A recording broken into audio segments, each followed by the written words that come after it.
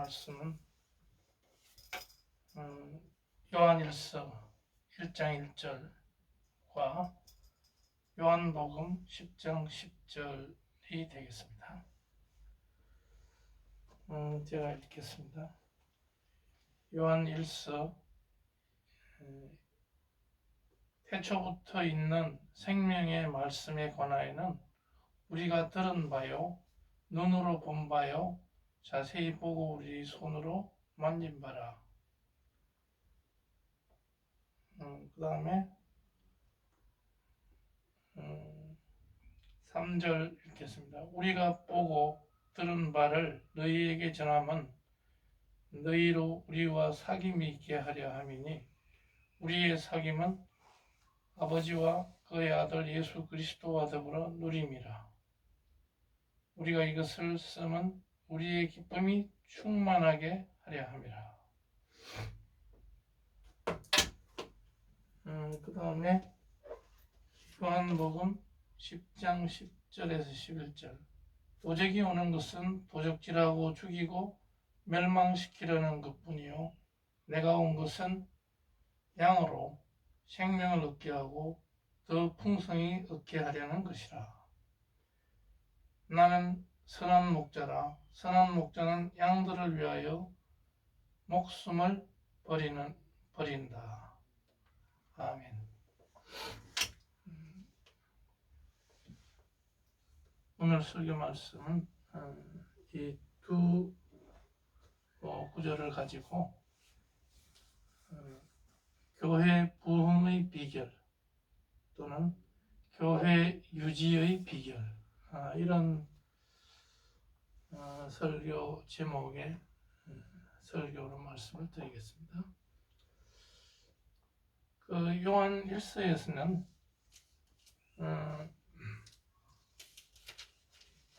그 사도 요한이 태초부터 있는 생명의 말씀에 대해서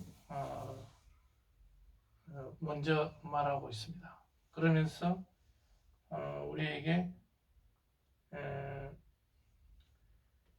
그 사귐이 있게 하려 함이라, 이런 말씀이 또 나옵니다. 우리가 그 3절에 보면 우리와 너희로 우리와 사귐이 있게 하려 합니다. 그 다음에 이렇게 요한일서에서는 이렇게 사도 요한은 이런 것들을 강조하고 있습니다. 그러면 우리가 그 예수님의 지상 명령을 통해서 교회를 그 베드로의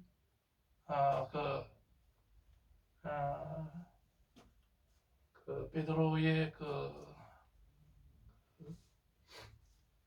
자기의 어떤 신앙 고백 위에 교회를 세울 것이다, 세우라, 이렇게 예수님이 명령하심으로 인해서 예수님이 다시 올 때까지 우리는 교회를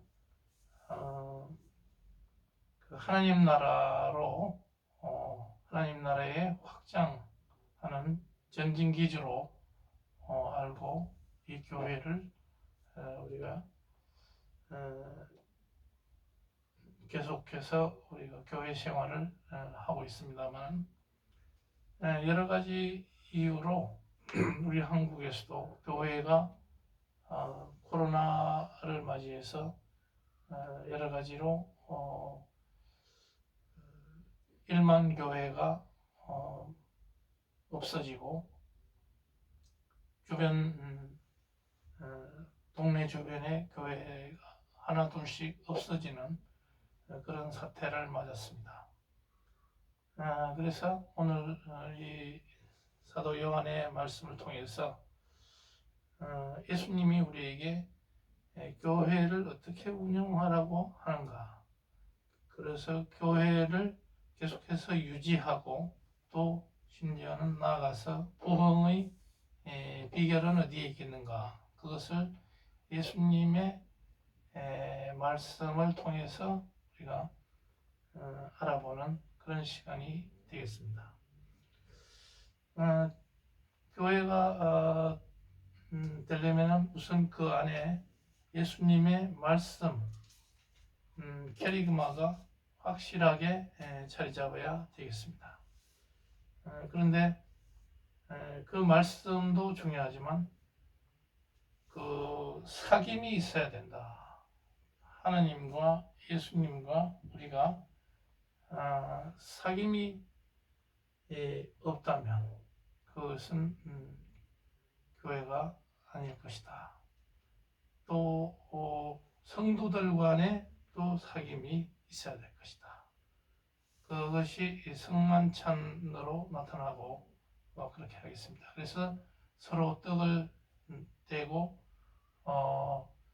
이렇게 하는 건데, 그 다음에는 우리가 사랑의 실천이 되겠습니다.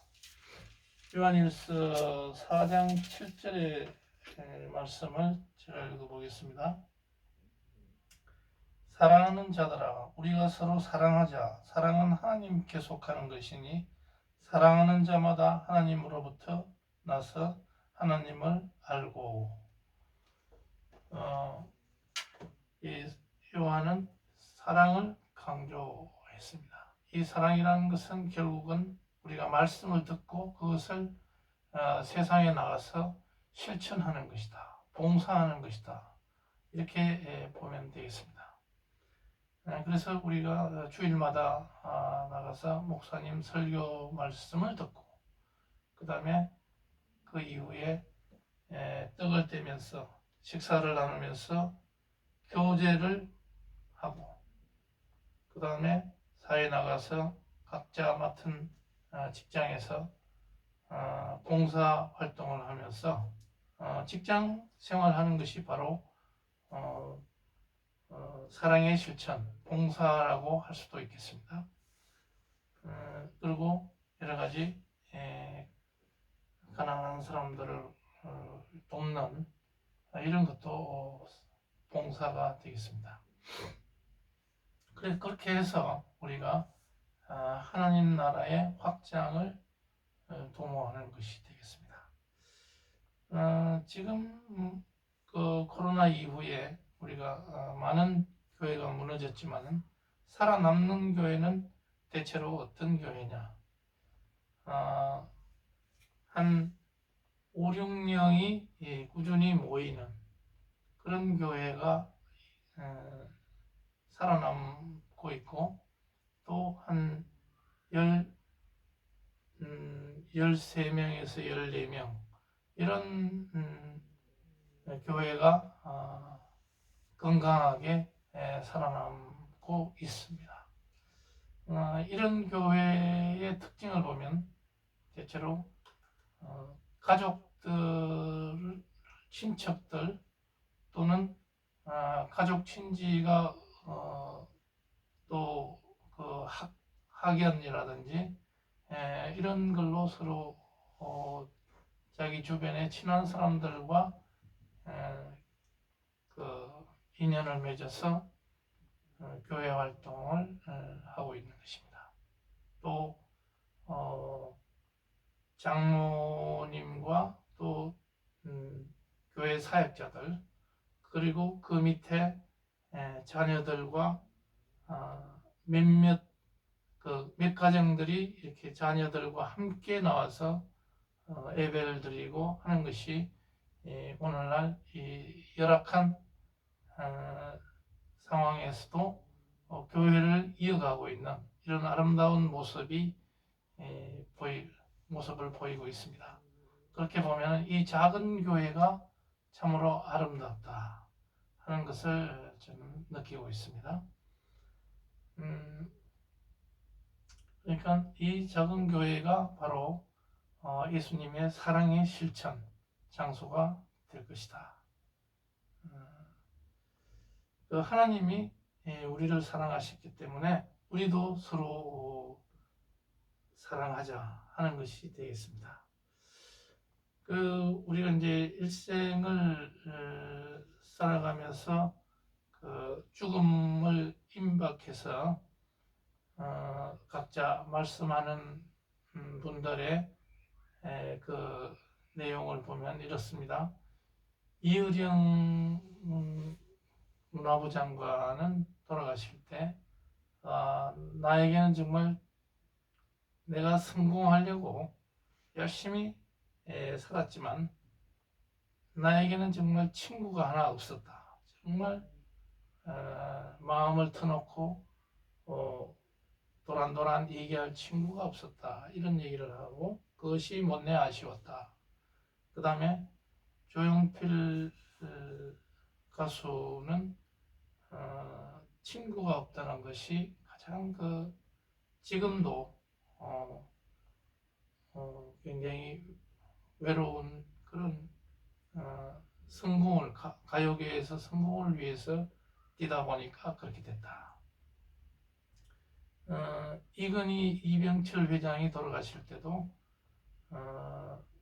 내가 이렇게 일찍 죽을 줄 알았으면 좀 더 베풀고 갔을 것인데 이런 얘기를 하고 또 김종필 국무총리 같은 분은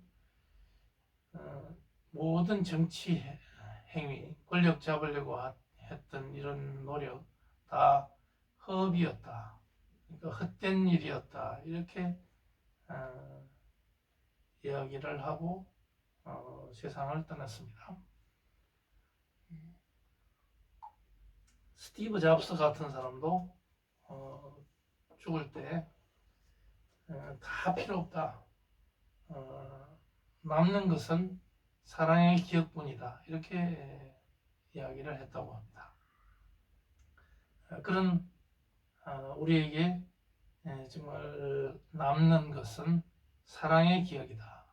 그 사랑의 기억이 바로 교회 안에서 사랑의 실천 그런 것으로 나타나는 것입니다. 그 사랑은 훈련을 해야 되고 연습을 해야 되는 그런 성질이지 우리에게 그저 주어지는 것은 아니다. 그리고 그 사랑은 우리가 무조건 받으려고 해서도 안 되고 그것은 예수님이 가르쳐 주는 것처럼 베풀려고 하는 것. 먼저 베풀어라.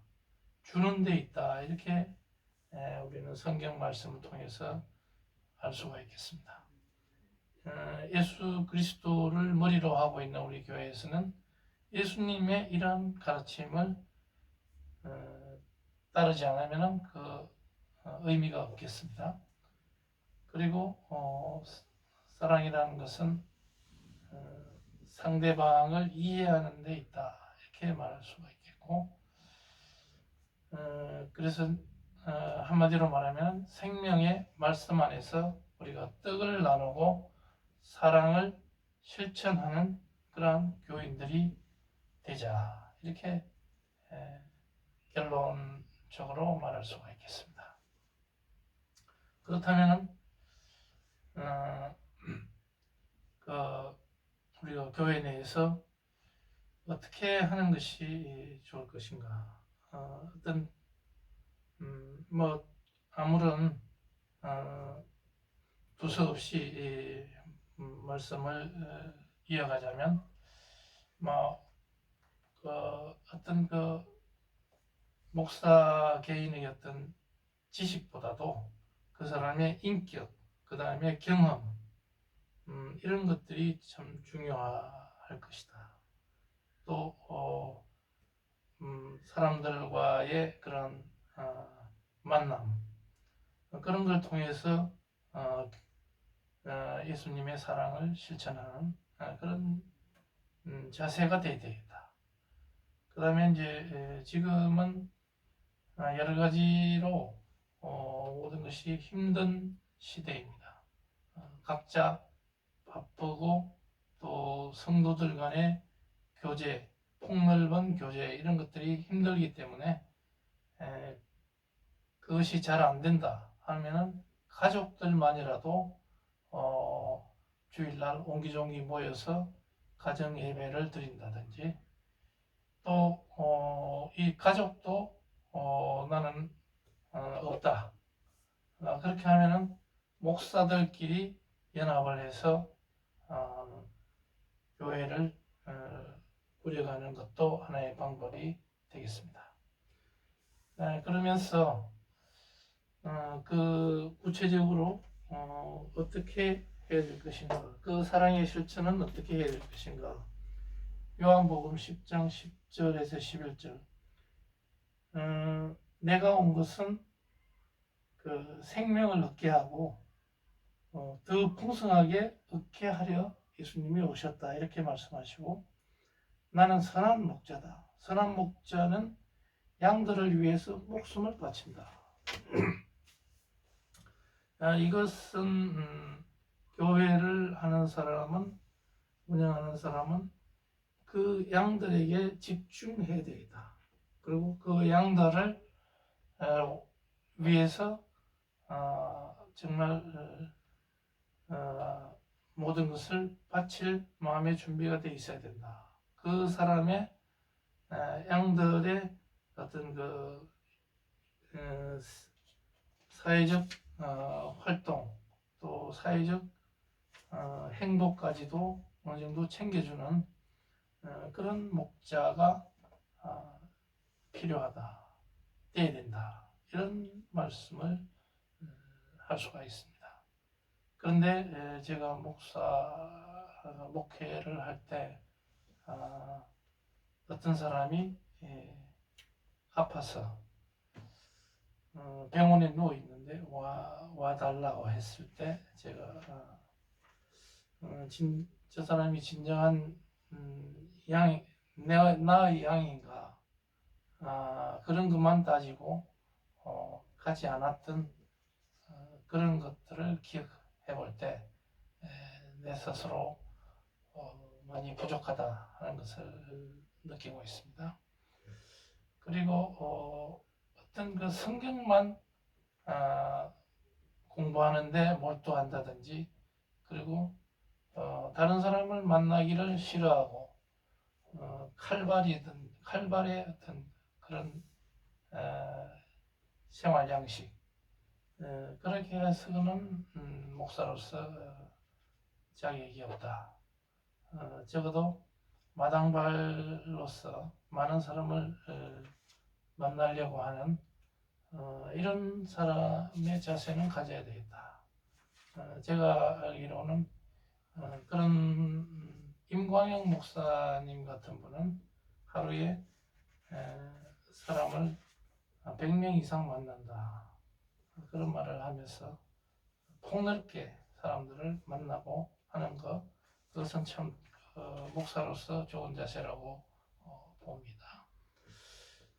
그러면서 그러니까 요한복음 10장 10절 11절에서는 예수님은 양의 문이다, 선한 목자는 이렇게 해야 된다, 이렇게 우리에게 분명하게 제시하면서 목사가 되려면 이렇게 해야 된다.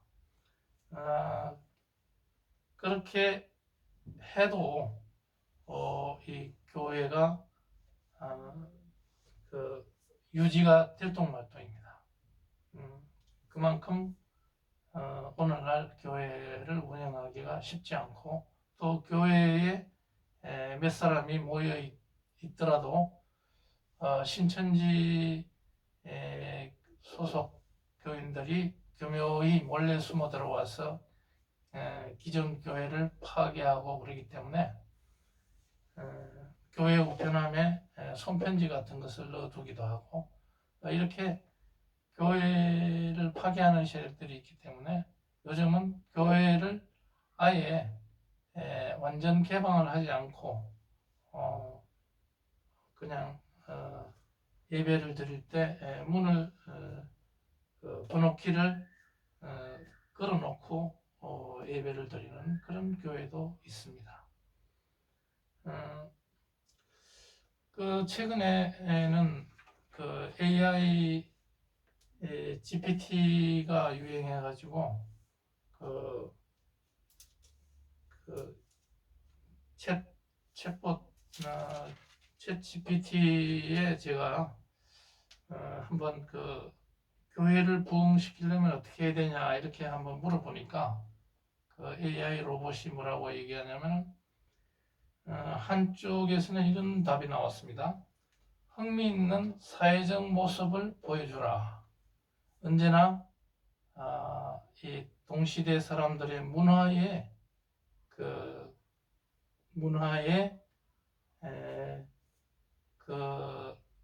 모습을 그 교회로 끌고 와서 그것을 발휘하도록 해라. 이런 처방이 있는가 하면은 오늘 또 한번 쳐봤습니다. 쳐보니까 챗 GPT에서 얘기하는 게 교회를 부흥시키려면 사랑과 신뢰가 필요하다. 그 사랑과 신뢰로 더 나은 미래를 만들어 가야 된다. 이런 처방을 주면서 그 사랑을 하려면 그러면 그 사랑은 다른 사람을 존중하고 사랑하는 데 있다. 그리고 신뢰는 뭐냐면 각자의 역할을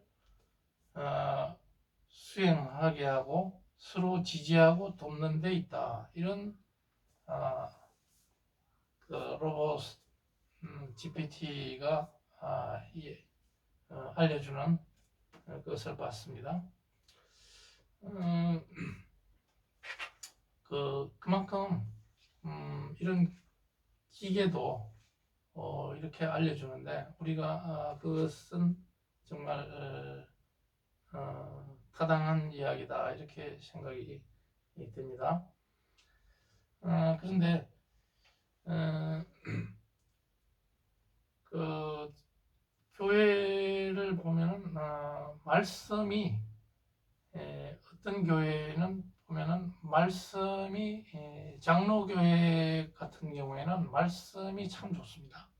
말씀을 정확하게 풀이하려고 하는 반면에 정말 그 따뜻한 인간미라든지 어떤 사랑이 부족한 경우가 많습니다.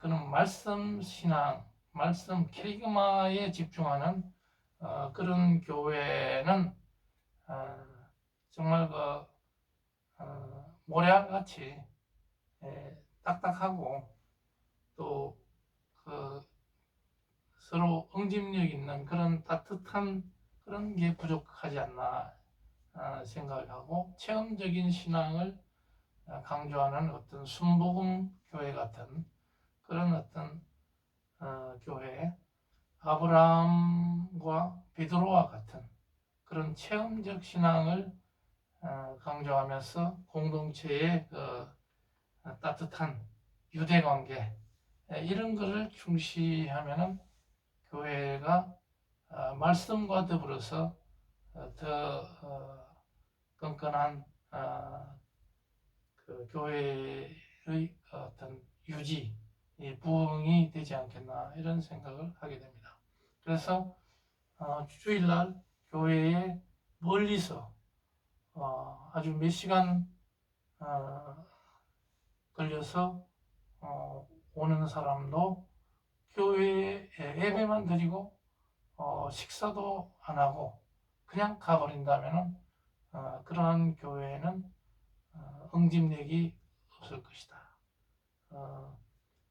그 식사는 물론이고 그 이후에 상당히 많은 말씀과 교제, 성경 공부 이런 것을 통해서 주일을 거의 교회 안에서 보낼 수 있는 그런 어떤 따뜻한 인간미 넘치는 그런 교회라면은 오늘날 같이 이 메마른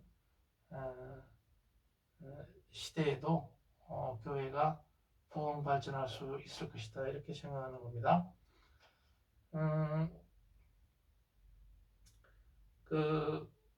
그리고 이 교회는 그러니까 하나님의 사랑, 하나님이 우리를 사랑하셨기 때문에 우리가 또한 서로 사랑하자. 이 사랑 훈련소인 바로 이 교회가 이 사랑의 실천에 앞장선다면 바로 그 우리 모두의 행복 지수가 올라갈 것이다. 그래서 우리는 더 교회 나감으로 인해서 더 행복하고 하루하루가 더 즐겁고 유쾌하고 그런 생활을 할 수 있을 것이다. 교회에 우리가 어쩌다 한번 빠지면 교회가 어떻게 굴러가고 있는지 굉장히 궁금하고 또 그 목사의 설교 내용이 어떤 것이었는가 굉장히 궁금한 그런 정도가 되어야 될 것입니다. 그렇게 했을 때 우리는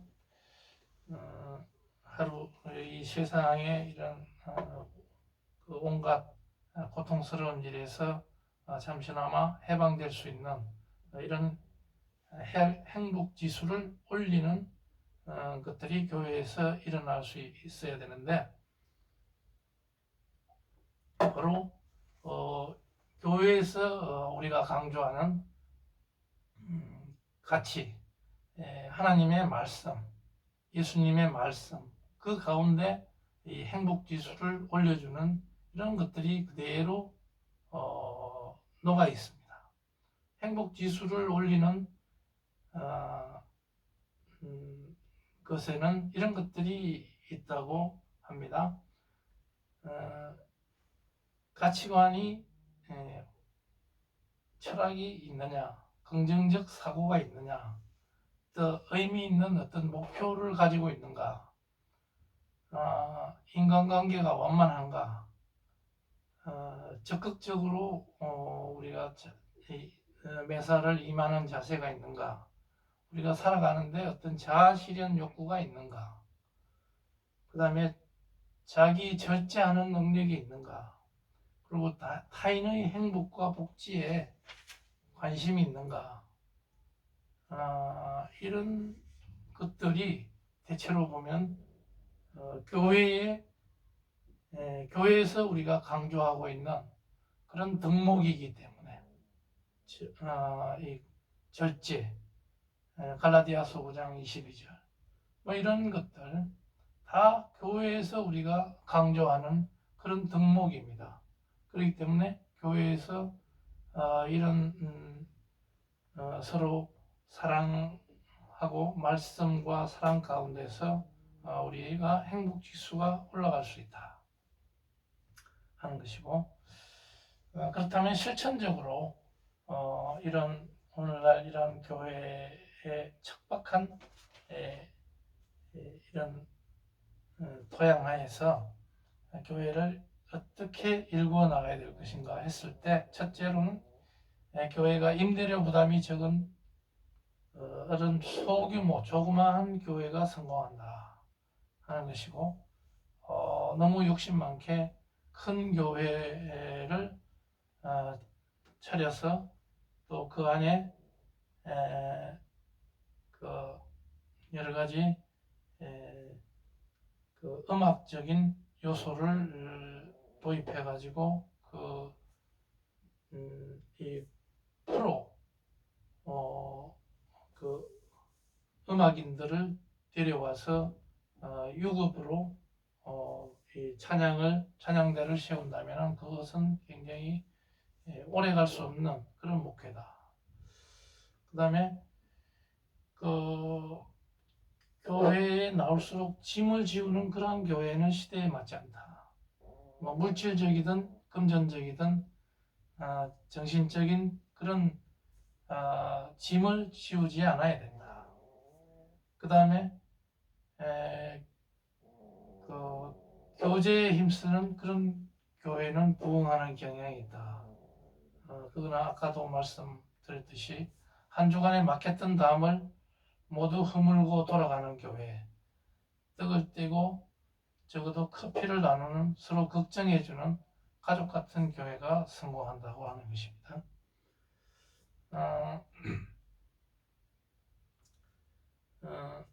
그다음 요즘은 학생들 보고마율이 2%밖에 안 된다고 하는데 그만큼 물질 문명이라든지 자본주의의 물결 때문에 그 학생들이 유치 초등학교 학생뿐만 아니라 이런 학생들이 이 교회에 나오기 싫어한다.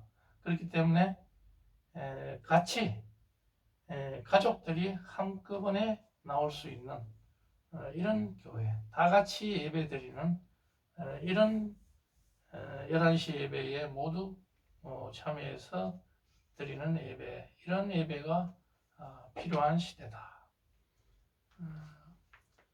그 다음에 실천적으로 가장 중요한 게 또 있습니다. 이중직으로 목사는 생계를 돌봐야 된다. 가족을 고생시키지 말고 혼자서 맨날 그 성경 말씀만 하면서 그 배우자를 어린이집이나 유치원 교사로 보내서 고생시키는 이런 일이 없어야 되겠습니다. 이중직으로 생계를 가족을 돌보면서 말씀을 전하자. 그것도 안 된다. 그러면은 목사 장로들과 연합해서 목회하자. 그 다음에 그것도 안 된다. 가정 목회를 해라. 자기 가족들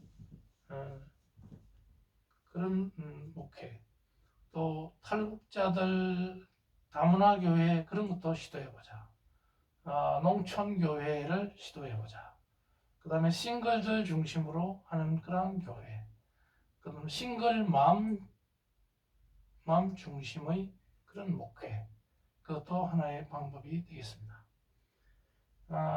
또 중요한 것이 큰 교회를 해가지고 교회를 목사가 군림하려는 그런 생각은 1도 하지 마라. 그런 생각 해가지고는 천국에 갈 수가 없겠습니다. 작지만은 이런 아름다운 하나님 나라를 건설하고 그러면서 신천지 등 교회를 파괴하는 그런 세력이 조용히 침투하지 못하도록 주의해야 되겠습니다. 그 다음에 설교에만 목사가 올인하지 말 것. 사랑의 실천에 오히려 올인하고 교제와 봉사, 나눔에 더 많이 신경 써야 될 것이다. 설교는 성경 말씀 나누는 것으로 족합니다. 그 다음에 한 주간의 체험을 나누고 적용하는데 주안점을 둬야지 설교 말씀을 잘 하려고 온갖 그 기법을 동원한다면 그것은 성도들에게 별로 감흥을 주지 못합니다.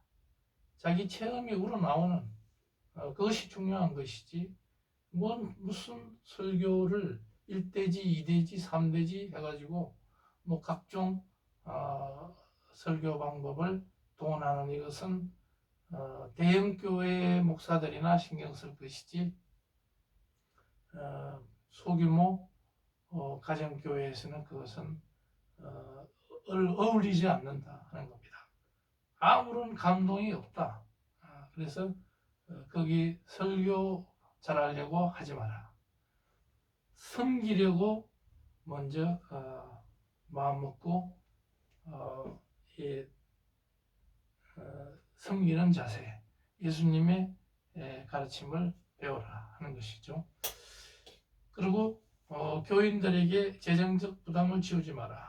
호주머니 털어가지고 교인들 호주머니 털어서 교회 세우려고 크게 세우려고 하는 이런 생각 1도 하지 마라.